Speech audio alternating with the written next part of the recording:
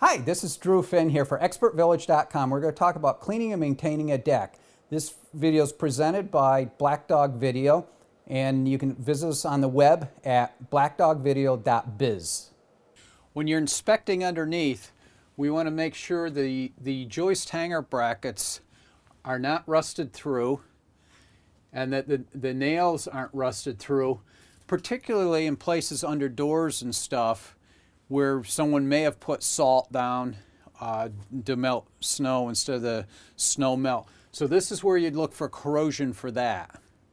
The flashing is also a concern that if you put down salt, particularly aluminum flashing, could corrode through in one season. So that's another reason we don't want to use salt up there.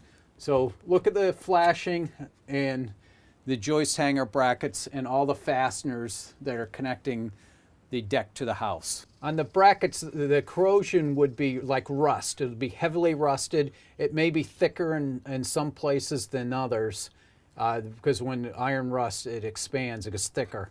So that's what you're looking through. I've seen these where the whole bottom's completely missing, rusted right out.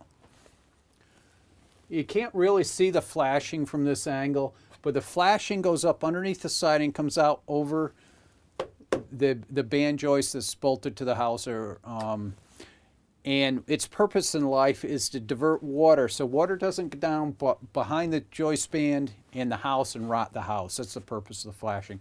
So we look at it and look for any signs that there's any holes in it or there's excessive corrosion on the surface.